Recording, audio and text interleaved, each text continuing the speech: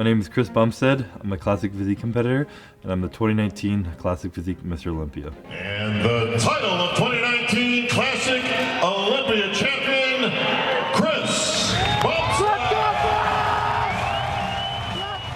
Bodybuilding was always, for a very long time, just a hobby of mine. I put everything into it, and I trained really hard, but I'd have the periods of the year where I was living a normal life. I was in university, I liked to party and all that stuff, and I never thought of bodybuilding as an end goal. I wanted to get my degree, finish school, get a normal job, have a career, and that kind of stuff, and for me, it wasn't really realistic to become a professional bodybuilder and live from that. And then as I kept doing that, I noticed I kept just having one next goal. I wanted to go pro. I went pro, I wanted to win a pro show. I won a pro show, I wanted to get to the Olympia. I wanted to do well at the Olympia. And all of a sudden, I was coming second at the Olympia. Really young, at the beginning of my career, already second in the world. And it was that year, the first time I went to the Olympia, I got second, and I was like, holy shit, this is like, I could do this. And it is something I'm continuously grateful for, and I love my life every day. The first show that I did, as well as Christopher's first show, was the same stage. It was a regional level show in Ontario. And we both didn't really have any idea what was going to happen. We were like backstage of a gym kind of thing. And I remember being backstage in my sweatpants and them calling I was a junior. We had to go up first. And I remember being so nervous to take my pants off in front of the crowd and wear this little like mankini type thing on stage. I forgot how to pose. And it was just like very nerve-wracking stepping on stage. I ended up winning the overall, and so did he. And he was actually a junior, so he was under 21, and he ended up winning the overall in the open category. So against grown men, basically. And I think that's when it was kind of like, holy shit, like this guy's gonna be a big deal.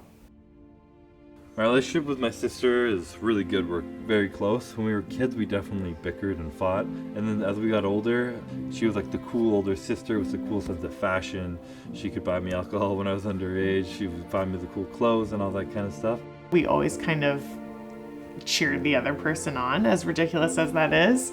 Like, we'd be the type of kids that, like, if I got something and he wanted it, I would like split the chocolate bar in half and give it to him. You know what I mean? We were always like very supportive of each other. She's my rock, and I don't even have to explain some things to her. Sometimes she'll see the look on my face and she knows how I feel. So it's really grateful for the kind of relationship we have. When I met Chris, he was obviously a young kid. He was still in high school, and I could tell at that point that he did have aspirations to bodybuild. And I think that Chris would have bodybuilded whether I had ever been in the picture or not, but I think it was something that really helped kind of guide him in that path and get him into there. So me and Ian, he came into my life when I was like 17 years old, I guess. And he's a pretty stern, strong, opinionated guy, and I'm a little more easygoing, not so much like that. So it was good. It was a good contrast for me to have this kind of older brother role model in my life. I know Ian though understands. He's been my coach as a bodybuilder, and he's helped me a lot with that. But I don't think he quite understands how much he's helped me become the man I am today. Meeting him when I was only 16 to the age of 25, that's a lot of growth from a boy into a man, realistically. He started training with me, he helped me with my nutrition and his work ethic. I've never met anyone better than than him, and it's very admirable and definitely a role model for me in the bodybuilding world. I think what really yields success in bodybuilding, I think this kind of extrapolates to anything.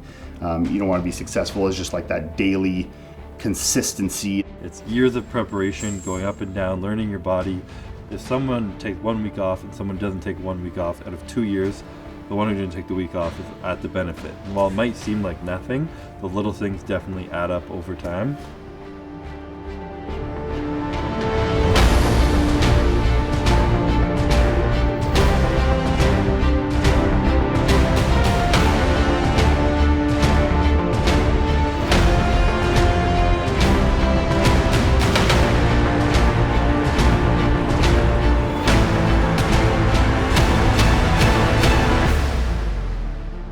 Once the Classic Physique division came into fruition, I could really see Chris's physique fitting into that division, the potential there for him to really grow and excel. Classic Physique is a new division. It's been around 4 years now, and it's more of going back to the old school physiques.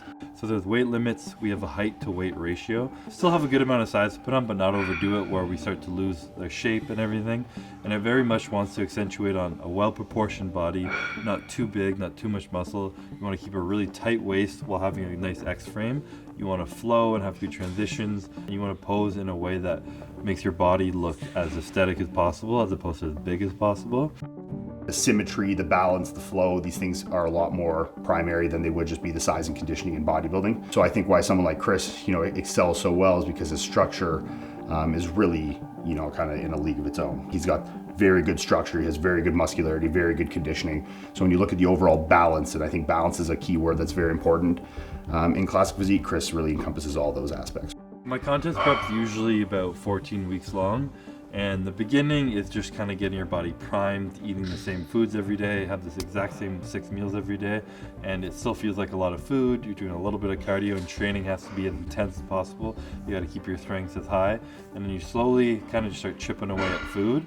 And then normally you get to like the 8-week out mark, 6 or so weeks in the prep. That's when you start to feel a little hunger, a little bit of fatigue, but you're not even close to actually pushing hard yet, so that's what you gotta get past that, and you can't let off the gas at that point. Kind of at the 4 or 3 week point out where I'm at right now is when you're really starting to suffer. I'm eating much less than half of what I normally eat year round, while doing 4 times the amount of cardio and still trying to keep training intensity high. And it's kind of when the mental side of it really comes in. And I really take a single day approach to my prep, where I just think today, if I wake up and I finish my cardio, next I eat my meals, next I go to the gym and I give everything I have, I'm gonna wake up looking better the next day.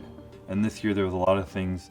I started to meditate in the morning. I had moments of gratitude where I would I just appreciate what I'm doing rather than resenting that I'm hungry or I'm tired. It's like, no, you're choosing to do this, be grateful to be here. My family's been to every show I've been to.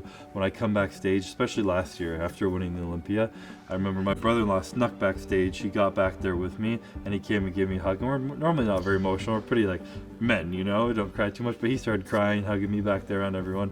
Being on the back end of it, I feel a lot of responsibility, obviously, for his success. Such a relief off my shoulders to see him finally accomplish that, especially knowing how much adversity Chris has faced, going into some of his, especially the last couple of years, some of his preps.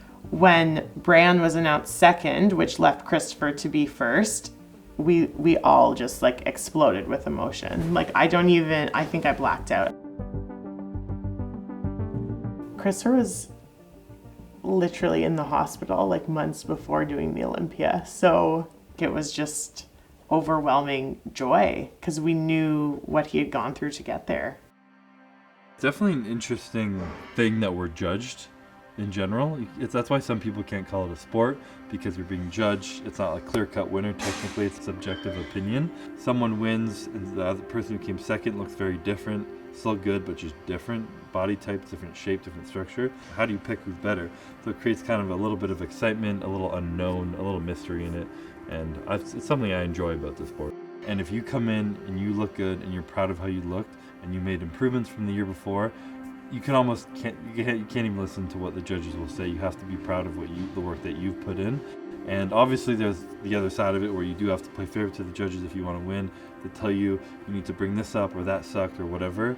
That's something where you need to be very self-aware. And people who aren't self-aware and can't take criticism are often people who don't do well in bodybuilding. If I'm walking down the street and someone tells me, oh, you have an awful butt, that's obviously going to be that hurts my feelings. Why'd you say that? But when it's a judge in your bodybuilding, it just feels like constructive criticism and it feels like something to work on. You have to realize that the judges are there judging this as a competition. There's no personal attacks here and them saying that, this part needs to improve or this is, you really have to take these things,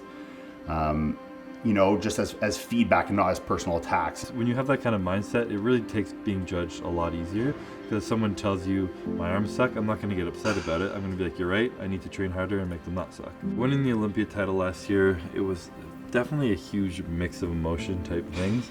And I've heard I'm not alone with this, when it's you're chasing to the top of the sport and all of a sudden you get to the top of the mountain and you're there and you almost don't know how to feel.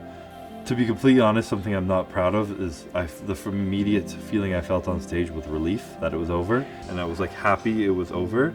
And then it was this immense joy when I saw my family and the happiness in them, and taking a moment to myself and being you're the best in the fucking world at something right now. The best in the world. That's insane to say.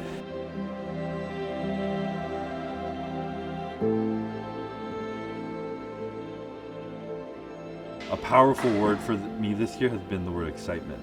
And that's because last year I didn't feel excited through my prep because of all the fear I felt. And this year I've been allowing myself to have those moments of fear and not suppress them, but rather feel them. And that analyzation has allowed me to kind of move past the fear and really feel that excitement for the first time in a couple of years.